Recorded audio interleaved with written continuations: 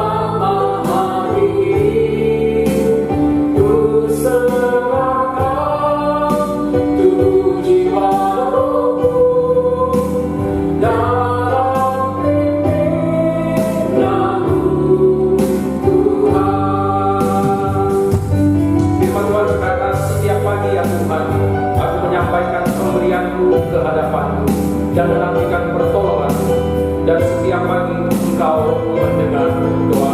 Mari Bapak Ibu sekalian bersama-sama kita buka suara. Kita akan pujian ini satu kali lagi. Katakan, saat pagi hari ku datang menghadap Tuhan dan merendahkan diri.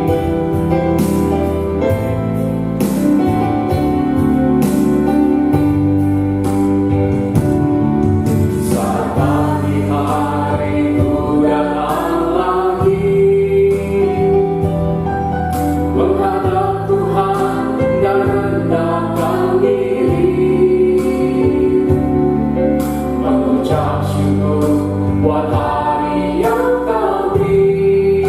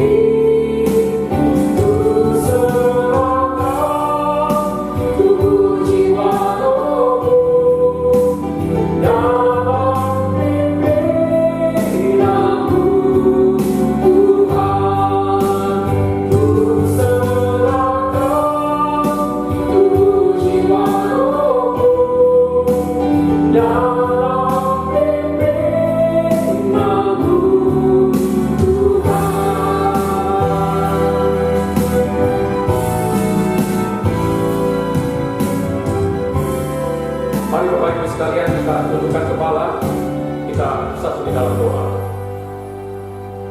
Segala puji dan syukur kami panjatkan kehadirat-Mu ya Tuhan, karena Engkau telah begitu mengasihi kami. Engkau telah memberikan jalan keselamatan bagi setiap kami yang percaya kepadamu. Engkau telah menolong kami melalui hari-hari kami dalam dunia ini. Engkau telah menuntun jalan hidup kami sampai saat ini.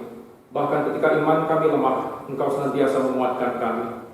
Ya Tuhan, pada pagi hari ini, kami datang ke hadirat-Mu membawa satu kerinduan dalam hati kami. Kami ingin memuji, mengagungkan nama Tuhan. Kami mohon ampuni dosa dan kesalahan kami. Layakkan setiap kami, baik yang ada di tempat ini, maupun untuk saudara-saudara kami yang saat ini berada di rumah masing-masing. Kami percaya Roh Kudus menyatukan kami. Kami percaya Roh Kudus memimpin dan menyertai apa yang kami perbuat pada pagi hari ini. Biarlah ibadah pagi hari ini ya Tuhan menjadi satu persembahan yang berkenan di hadapan Tuhan. Inilah doa dan permohonan kami yang kami naikkan melalui satu-satunya perantara kami, Yesus Kristus Tuhan dan Juru Selamat kami. Amin. Saudara-saudari sekalian, dalam beberapa minggu ini kita selalu mendengar berita-berita yang kurang menyenangkan. Berita tentang semakin meluasnya wabah penyakit, semakin bertambahnya jumlah korban yang meninggal, bahkan semakin hancurnya tatanan ekonomi yang dialami oleh negara-negara di dunia. Tetapi pernahkah kita menyadari, di antara masalah yang sedang terjadi masih ada berkat Tuhan yang patut kita syukuri. Salah satunya ketika kita masih diberikan nafas kehidupan, diberikan kesehatan, bahkan pada pagi hari ini kita masih diberikan kesempatan untuk berbakti kepada Tuhan. Mari bersama-sama kita mensyukuri berkat Tuhan. Kita akan menyanyikan satu pujian yang berjudul Hitung Berkat-Mu.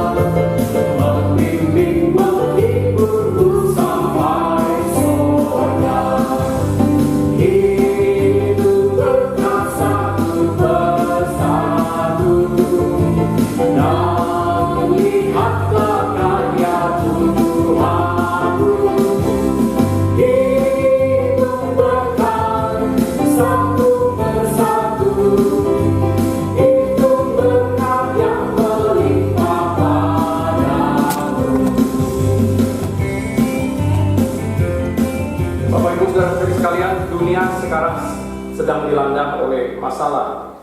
Mungkin banyak di antara kita yang bertanya kapan semua ini akan berlalu. Dan mungkin juga ada di antara kita yang merasa lesu dan lelah menghadapi kondisi seperti ini. Saudara-saudari, firman Tuhan memberikan pengharapan bagi setiap kita.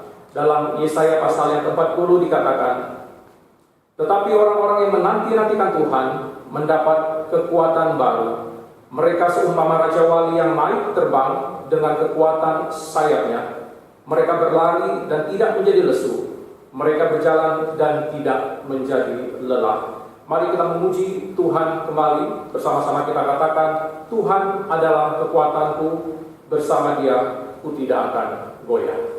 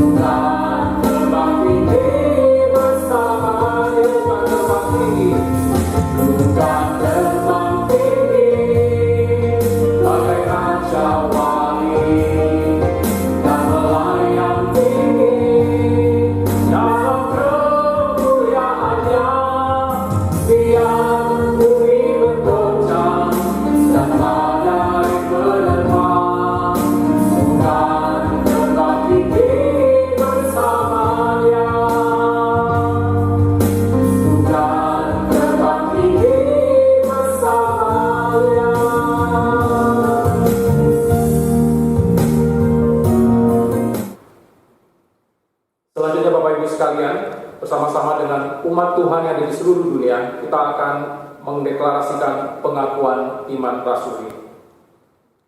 Aku percaya kepada Allah, Bapa yang Maha Kuasa, Khalik langit dan bumi, dan kepada Yesus Kristus anaknya yang tunggal Tuhan kita, yang dikandung daripada Roh Kudus, lahir dari anak darah Maria, yang menderita sengsara di bawah pemerintahan Pontius Pilatus, disalibkan, mati dan dikuburkan, turun ke dalam kerajaan maut. Pada hari yang ketiga, bangkit pula dari antara orang mati, naik ke sorga, duduk di sebelah kanan Allah, Bapa yang Maha Kuasa. Dan dari sana ia akan datang untuk menghakimi orang yang hidup dan yang mati.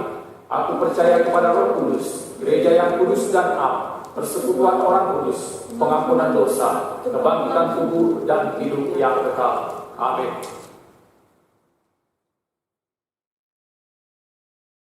Mari jemaat Tuhan kita bersama-sama menaikkan doa syafaat. Mari kita tundukkan kepala kita berdoa. Tuhan, hari ini kami datang kepadamu. Kami bersyukur Tuhan memberikan kami kekuatan. Biarlah kasih setiamu Tuhan terus melingkupi kami dan memimpin kehidupan kami. Saat ini kami akan bersama-sama berdoa syafaat bagi kebutuhan akan dunia ini, dan kasih Tuhan dan pimpinan Tuhan. Pimpinlah kami dan sertailah kami Tuhan. Mari jemaat Tuhan, saat ini kita bersama-sama berdoa untuk para pasien yang positif corona, yang saat ini dirawat di rumah sakit maupun yang isolasi di rumah secara pribadi. Kita berdoa supaya Tuhan memberikan kekuatan dan mereka mendapatkan pelayanan serta obat sehingga mereka bisa pulih kembali. Mari kita bersama-sama berdoa. Tuhan, saat ini kami bersama-sama berdoa untuk saudara-saudara kami yang saat ini sedang positif corona. Tuhan, biarlah Engkau mengasihi mereka dan memberkati mereka Tuhan, sehingga mereka saat ini bisa dapat kekuatan Tuhan. Mereka juga dapat penghiburan, meskipun mereka tidak siapa-siapa yang mengunjungi mereka, hanya pelawat, hanya dokter Tuhan. Biarlah Tuhan memberikan kekuatan kepada mereka untuk bangkit dan pulih. Tuhan, berikanlah mereka obat dan mereka mendapatkan pelayanan yang baik sehingga mereka bisa pulih kembali. Tuhan, kami menyerahkan saudara-saudara kami yang terkena virus corona ini. Tuhanlah yang mengerti mereka dan Tuhanlah yang memberkati mereka. Terima kasih Tuhan Yesus. Inilah doa kami dan permohonan kami. Yang kedua, mari kita bersama-sama berdoa untuk tenaga medis. Kita berdoa supaya mereka dikuatkan untuk melayani meskipun banyak risiko yang mereka tempuh. Kita juga berdoa supaya Tuhan memenuhi kebutuhan akan APD mereka sehingga mereka bisa merawat pasien di berbagai rumah sakit yang ada di Indonesia ini. Mari kita bersama-sama berdoa. Tuhan, kami saat ini bersama-sama berdoa untuk rekan-rekan dokter dan tenaga medis Tuhan. Kami tahu Tuhan mereka ada di garda depan, mereka merawat dan mereka mau menyembuhkan orang-orang yang sakit corona. Tuhan, berkati mereka dan kuatkanlah mereka. Mereka menempuh resiko yang sangat tinggi.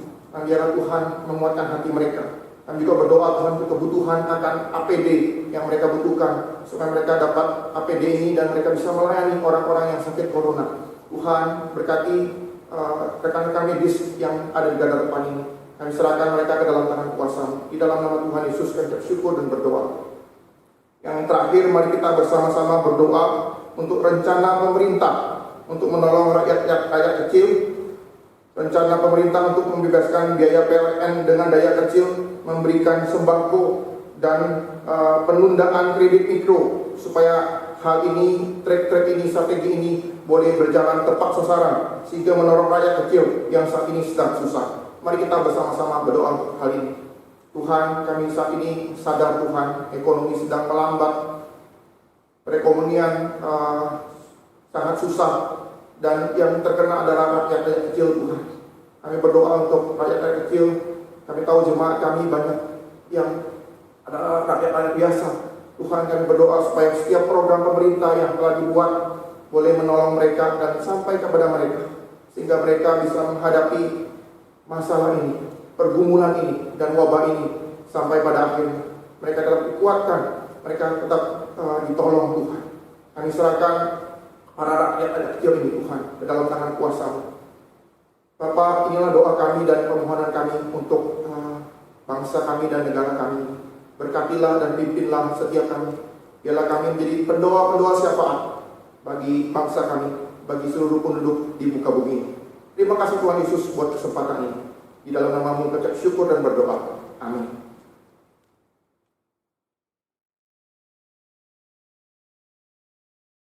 Saudara-saudara yang terkasih di dalam Tuhan, sebelum mendengarkan Renungan firman Tuhan pada pagi hari ini akan disampaikan oleh Guru Injil Mauri. Mari kita siapkan hati kita, bersama-sama kita naikkan satu pujian dari SPK 371, Cari Dahulu Kerajaan Allah.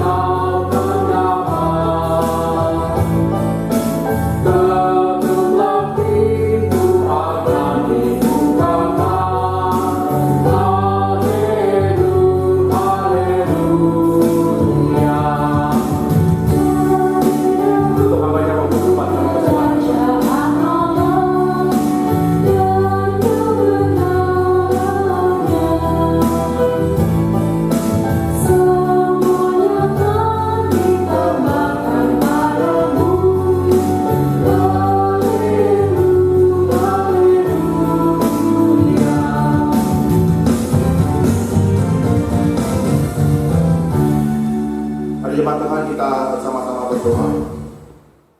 Tuhan, kami bersyukur buat saat ini Tuhan berikan kami kesempatan untuk bisa beribadah. Meskipun hanya di tempat kami masing-masing, di rumah, di kos, ataupun di tempat kontrakan kami, Tuhan, kami boleh mendapat kesempatan untuk berbakti kepada Engkau. Biarlah Tuhan memberkati jam pemberitaan firman-Mu pada hari ini, menguatkan kami dengan kebenaran firman-Mu, dan menolong kami menghadapi pergumulan dan tantangan ke depan, khususnya dalam krisis yang kami hadapi saat ini. Berfirmanlah Tuhan, sebab kami anak-anak-Mu siap untuk mendengarkan firman. Dalam nama Tuhan Yesus kami ucap syukur dan berdoa. Amin. Shalom jemaat yang dikasihi Tuhan. Kami bersyukur kami bisa menyapa Bapak Ibu Saudara. Saat ini adalah minggu ketiga kita tidak bisa mengadakan ibadah secara formal. Kita harus beribadah di tempat kita masing-masing. Saudara-saudara, banyak gereja menyediakan streaming ibadah atau ibadah online, rekaman khotbah, renungan online. Semuanya online sekarang. Namun di samping segala cara dan alternatif yang ditawarkan, saya mengajak kita memikirkan kegerakan rohani yang masih bisa nyata, yaitu dalam keluarga kita masing-masing. Mengapa kita perlu mengetahui akan hal ini, Bapak Ibu Saudara?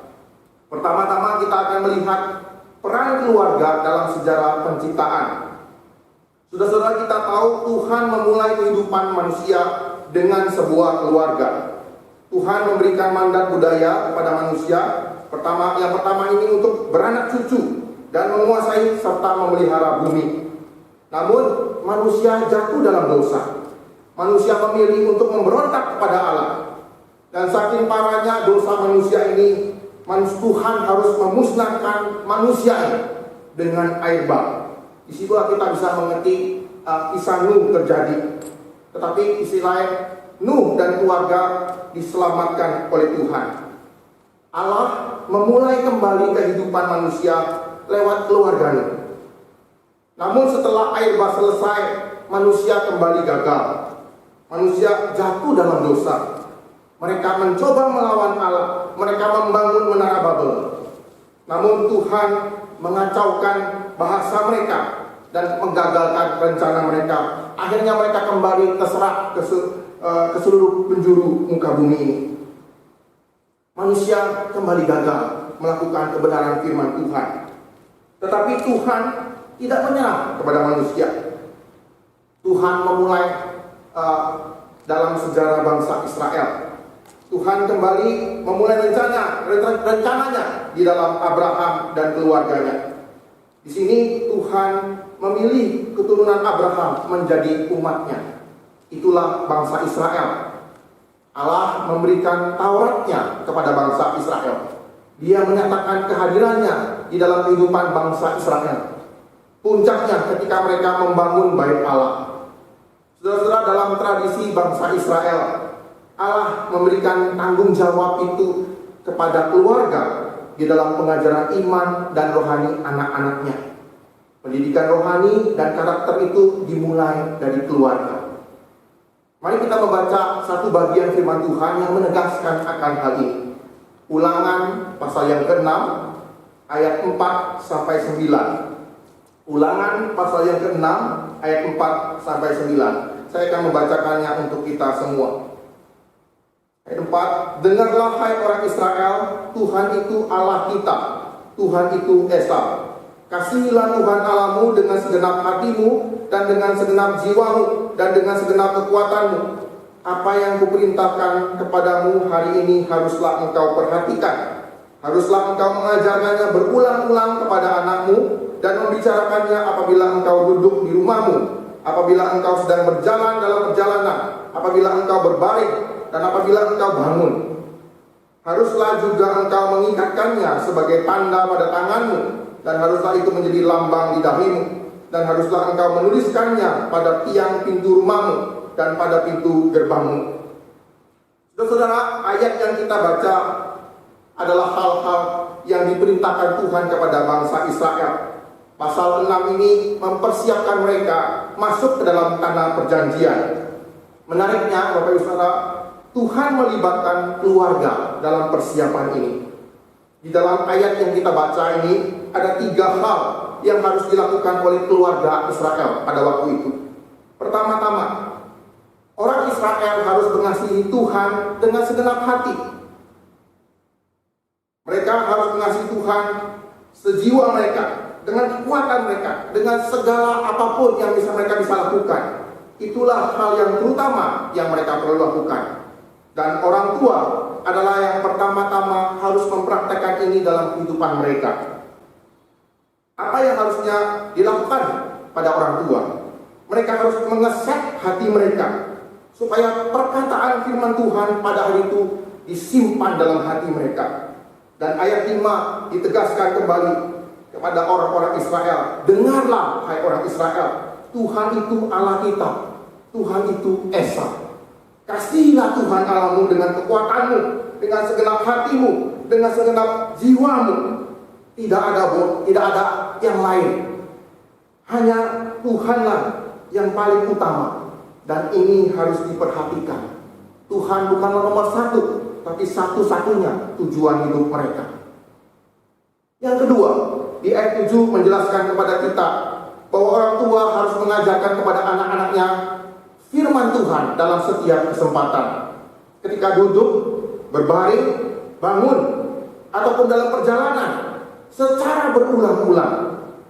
Setiap momen adalah momen pengajaran. Jangan sampai ada satu momen pun yang terlewatkan. Artinya orang tua harus mengajar anak-anaknya dengan rajin. Apakah artinya ini setiap orang tua harus menjadi guru Injil atau semantau? Sama sekali tidak, saudara. Anak-anak kita bukanlah mahasiswa teologi yang setiap hari bergelut dengan Alkitab dan teologi. Perintah ini tidak boleh ditafsirkan secara hurufiah, seolah-olah tidak ada aktivitas lain yang harus dilakukan. Maksud dari semuanya ini adalah kehidupan itu adalah sarana pembelajaran. Orang tua bertugas mengaitkan kebenaran firman Tuhan dengan setiap aspek kehidupan anak-anaknya dan dirinya juga. Intinya adalah Mereka mengerti bagaimana saya menjalani kehidupan ini seturut dengan firman Tuhan. Bukan apa-apa-apa, tetapi bagaimana melakukannya. Kemudian yang ketiga adalah orang tua perlu menggunakan simbol-simbol untuk mengajarkan anak-anak mereka akan firman Tuhan. Ayat 8-9. Mereka perlu menerangkan makna spiritual dari ritual-ritual dan tradisi mereka. Dengan demikian, cinta akan Tuhan dan pengalaman bersama-sama dengan Allah dihayati sejak kecil. Bapak Ibu Saudara, jikalau kita menghayati dan mengamati kehidupan orang-orang Israel, sejak kecil mereka sudah diperkenalkan dengan nuansa yang religius. Bayi laki-laki sejak hari ke-8 sudah sunat. Ada dalam perayaan-perayaan tertentu, seorang ayah akan memimpin doa dan menerangkan makna di balik ritual yang mereka lakukan. Walaupun anak-anak pada waktu itu tidak mengerti apa yang mereka lakukan, namun kebiasaan itu terus dijalankan, diajarkan, dijelaskan maknanya. Pada waktu anak itu beranjak dewasa, mereka akan memahami makna di balik setiap simbol-simbol tersebut. Bapak Ibu Saudara, meletakkan firman Tuhan di tempat tertentu perlu mereka lakukan. Mereka letakkan di tangan, di dahi, di pintu rumah, dan di pintu gerbang. Itu artinya apa? Itu artinya ada otoritas firman Tuhan di setiap wilayah yang mereka taruh tempat firman Tuhan itu. Bukan sekedar ornamen yang menimbulkan kesan-pesan tertentu, tapi bukan pula sebuah dekorasi yang indah, yang punya estetika. Tapi ini adalah tentang pengakuan akan otoritas firman Tuhan dalam kehidupan seseorang. Kata tangan melambangkan sebuah tindakan. Kita setiap hari menggunakan tangan dalam melakukan aktivitas kita. Itu artinya ketika kita menaruh firman Tuhan itu di tangan, setiap perbuatan kita, tindakan kita harusnya mewujudkan kasih kepada Tuhan dan sesama. Kebenaran-kebenaran yang menghasilkan kesalehan dan kitab suci yang akhirnya nyata dalam tindakan kita menghasilkan kesalehan dan budi pekerti. Dahi yang dipakai ketika ditaruh di dalam dahi, dalam terjemahan yang lebih tepat itu artinya ditaruh di antara kedua mata. Ini berbicara tentang cara pandang, bukan hanya apa yang sebaiknya dipandang, melainkan bagaimana kita memandang sesuatu. Terang firman Tuhan seharusnya menolong kita melihat sesuatu itu dengan kacamata firman Tuhan. Kemudian meletakkan firman Tuhan di pintu rumah ataupun di pintu gerbang ini berpindah tempat dari ranah pribadi ke ranah sosial. Spiritualitas pribadi itu tidak akan pernah berhenti pada diri sendiri.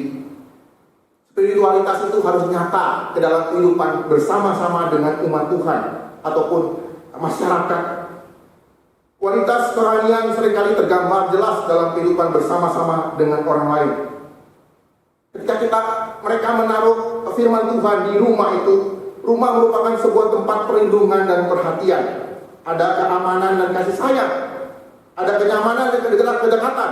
Semua ini bukan hanya harus ada dalam sebuah keluarga, tetapi kebenarannya dinafasi oleh nilai-nilai firman Tuhan. Bukan sembarang moralitas, tetapi tindakan-tindakan moral yang sesuai dengan nilai kebenaran firman Tuhan. Ketika mereka menaruh firman Tuhan di pintu gerbang merupakan tempat berkumpul para pemimpin kota. Pada waktu itu tua-tua Israel biasanya mengambil keputusan yang penting di sana. Ketika mereka meletakkan firman Tuhan di pintu gerbang, berarti mereka mengakui otoritas firman Tuhan dalam setiap keputusan yang mereka ambil. Saudara-saudara, perintah Tuhan di dalam Ulangan 6 ini mempersiapkan mereka masuk ke tanah Kanaan. Dalam persiapan itu, orang tua dilibatkan untuk mendidik iman orang-orang Israel, membuat mereka menjadi bangsa yang makmur dan berkenan kepada Tuhan. Saudara, kalau kita melihat dalam akhir penaklukan tanah perjanjian, Yosua kembali menyerukan hal yang sama. Mereka masuk dengan pimpinan Yosua dan berakhir setelah menaklukkan tanah Kanaan, mendapatkan tanah perjanjian. Yosua mengingatkan kembali bangsa Israel. Ia memberikan deklarasi kepada orang-orang Israel dan memberikan teladan yang dilakukan sendiri bahwa ia dan keluarganya akan beribadah kepada Tuhan Allah Israel. Saudara, dalam konteks kekristenan saat ini, tidak ada yang lebih penting untuk diajarkan kepada anak-anak kita selain dari Injil Yesus Kristus. Injil yang benar dan yang akan menghidupkan setiap kita. Kematiannya akan menyelesaikan persoalan kita yang paling besar, yaitu dosa. Bukanlah COVID-19 ini. Kebangkitan Tuhan akan mengalahkan ketakutan yang terbesar kita, yaitu kematian. Kasih Kristus yang dicurahkan oleh Roh Kudus ke dalam hati kita akan memampukan kita mengasihi Tuhan dan menyerahkan hidup kita secara total kepada Dia. Kasih itu pula yang akan mendorong kita mendidik anak-anak kita dalam kebenaran firman Tuhan. Tanpa kuasa Roh Kudus dan Injil Tuhan, anak-anak kita tidak akan sanggup mengerti dan mengakui dan mempercayai kebenaran. Saudara-saudara, saya mengerti gereja saat ini sedang terpukul oleh kejadian ini. Kita yang biasanya berkumpul dan bersekutu, sekarang harus menahan diri demi keselamatan jiwa manusia. Saudara-saudara, keakraban menjadi berkurang, praktek saling melayani pun makin pudar. Janganlah sampai komunikasi kita pun akan hilang. Saudara-saudara, kami para hamba Tuhan dan pengurus gereja tidak bisa kumpul setiap saat, tidak bisa hadir bagi jemaat. Kita perlu memikirkan ulang kembali arti persekutuan kita. Apakah ketika ada persekutuan-persekutuan yang ada, kita benar-benar bersekutu? Apakah ketika persekutuannya hilang, instrumennya hilang, perangkatnya hilang, persekutuannya bisa hilang juga? Saya kira tidak, saudara. Saya kira justru saat ini pengajaran firman Tuhan harus lebih digencarkan. Pendidikan dan disiplin rohani harus tetap dijalankan. Kasih harus semakin dinyatakan. Tentu dengan hikmat yang daripada Tuhan itu sendiri. Siapakah yang bisa melakukannya? Kita, saya, dan Bapak Ibu Saudara, anak-anak Tuhan, rumah tangga Kristen. Kita harus kembali ke dasar, kembali ke hal-hal yang sederhana. Saudara, gereja mula-mula pun mulai dengan kesederhanaan. Mereka dulu tidak ada gedung, tidak ada dana yang banyak, mereka cuma patungan. Tetapi kuasa kebangkitan Kristus, kuasa Roh Kudus itu menguatkan mereka, memampukan mereka. Meskipun dalam persekutuan yang kecil-kecil, meskipun dalam penderitaan, mereka tetap bersekutu. Mereka tetap menjalankan kasih kepada sesama. Saya yakin kita pun bisa, Bapak Ibu Saudara. Karena Roh Kudus yang bekerja di antara mereka juga bekerja sekarang di tengah-tengah kita. Mari kita mulai dengan keluarga. Kita di gereja Tuhan saat ini seringkali mendapatkan seminar-seminar keluarga beberapa tahun ini. Dan ya, kita diajarkan bahwa pendidikan iman Kristen dan karakter dimulai dari keluarga. Anak-anak perlu melihat contoh dan cara pandang Kristen dalam kehidupan sehari-hari. Dan sekarang waktunya kita untuk praktek. Bukannya sekarang anak-anak banyak yang libur, mereka sangat menantikan kehadiran kita dan pengajaran kita di rumah. Mungkin Anda bertanya, apakah tindakan praktisnya? Saya mungkin bisa mengusulkan beberapa hal saja untuk bisa dilakukan di rumah. Buatlah jam baca Alkitab bersama-sama dengan anak-anak. Buatlah jam saat teduh dan penyembahan bersama-sama. Waktu pagi bisa atau waktu malam bisa. Dan adakanlah sebuah diskusi iman tentang kehidupan. Adakanlah diskusi-diskusi tentang teologi di rumah. Supaya ada diskusi antara anak dan orang tua. Kalau Bapak Ibu Saudara belum ketemu jawabannya, gak apa-apa. Kumpulkanlah pertanyaannya. Kami para hamba Tuhan bisa membantu memberikan jawabannya. Biarlah ini boleh menjadi kekuatan kita, pedoman kita.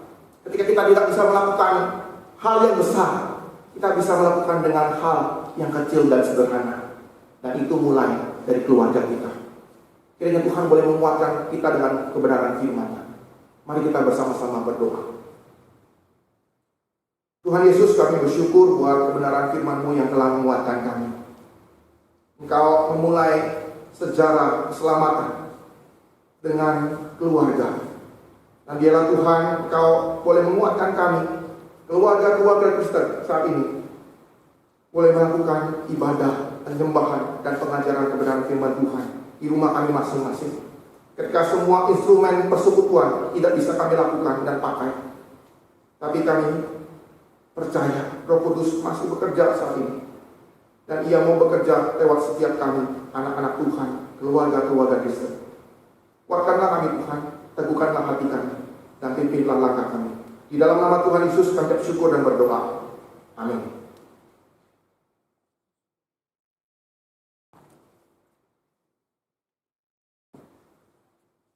Demikianlah firman Tuhan yang telah disampaikan dan telah kita dengarkan bersama. Mari saudara-saudari sekalian bersama-sama kita meresponi firman Tuhan dengan menaikkan pujian dari SPK 244, Kasih yang Ajaib.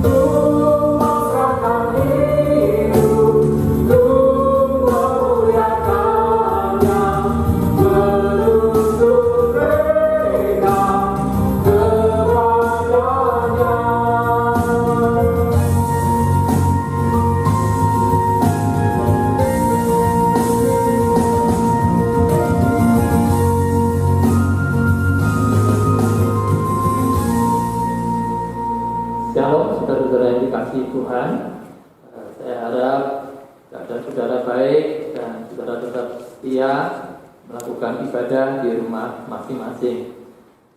Pada kesempatan ini ada beberapa hal yang ingin saya sampaikan, saudara. Yang pertama, mengenai ibadah Jumat Agung dan Paskah, di mana minggu ini kita bersama umat Kristen akan memperingati kematian dan kebangkitan Tuhan Yesus. Saudara melihat keadaan kita saat ini belum memungkinkan untuk kita dapat bersama-sama melaksanakan ibadah di gereja. Maka ibadah Jumat Agung dan Paskah nanti akan dilakukan di rumah masing-masing. Dengan demikian juga maka perjamuan kudus yang biasanya kita lakukan setiap ibadah Jumat Agung itu ditunda dulu. Saudara, hari Jumat dan Minggu nanti kami akan kembali menayangkan rekaman ibadah yang akan tayangkan pada jam 8 pagi. Kiranya Bapak Ibu dapat mengikuti bersama keluarga di rumah. Kemudian yang kedua, info tentang jemaat yang sakit dan membutuhkan dukungan doa kita. Yang pertama, Ibu Eutisiat Wikbajiang. Saudara, beliau akan diamputasi kakinya di RSUD Pangkal Pinang. Kemudian Ibu Chungiat Moy, mama dari saudara Hendro, dan juga Bapak dan Ibu Markus yang juga mengalami kurang sehat. Yang ketiga, Ibu Mang Yang Jun, istri dari Bapak Yu Konsin, beberapa hari yang lalu telah dioperasi tangannya di Rumah Sakit Siloam dan sekarang dalam masa pemulihan. Dan yang terakhir, Bapak Chong Lian Hon yang kemarin sempat opnam di Rumah Sakit Siloam, hari Sabtu lalu telah pulang dan dalam pemulihan. Mari kita terus doakan untuk rekan-rekan kita ini, semoga Tuhan memberikan pemulihan dan terutama imannya terus boleh kuat. Kemudian yang ketiga, saya menghimbau saudara semua untuk turut ambil bagian dalam kita memutus mata rantai COVID-19 ini. Maka saya mengajak saudara-saudara untuk hidup sehat, ya, lalu menjaga jarak, hindari kerumunan, dan usahakan untuk tetap tinggal di rumah. Jikalau keluar rumah, pakailah masker. Lalu berkenaan dengan berita-berita yang kita dengar akhir-akhir ini, saudara, maka saya mengajak kita dapat dengan bijak meresponi berita-berita tersebut dan jangan kita ikut menyebarkan hoax, ya, berita-berita yang kurang jelas dan itu menimbulkan keresahan di masyarakat kita. Yang kemudian yang terpenting adalah mari saudara kita tetap setia untuk bertekun dalam doa dan pengajaran bersama keluarga kita di rumah masing-masing. Lalu mengenai persembahan, bagi Bapak Ibu yang hendak memberikan persembahan, baik persembahan ucapan syukur, perpuluhan, misi dan sosial, Bapak Ibu bisa melakukan melalui transfer di rekening gereja. Atau Bapak Ibu yang kesulitan dapat mengumpulkan persembahannya dulu di rumah. Nanti jika keadaan memungkinkan, Bapak Ibu dapat membawanya di gereja. Demikian warta minggu ini. Tuhan menyertai kita sekalian. Terima kasih.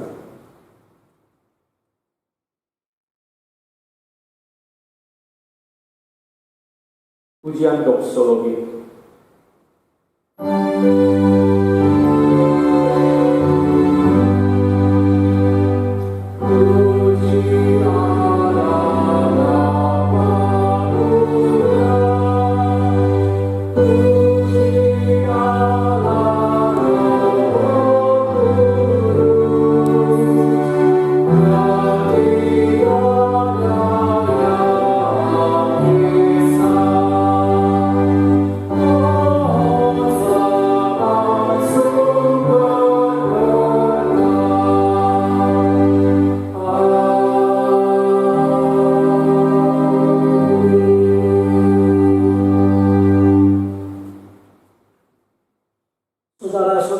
kasih, mari kita arahkan hati dan pikiran kita kepada Tuhan untuk menerima berkat-Nya.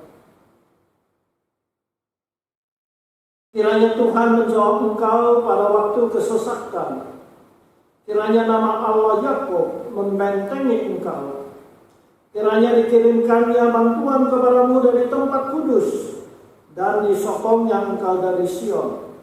Kiranya diingatnya segala korban persembahanmu dan disukainya korban bakaranmu. Allah, sumber damai sejahtera, menyertai kamu sekalian, sekarang dan selama-lamanya. Amin. Pujian, amin.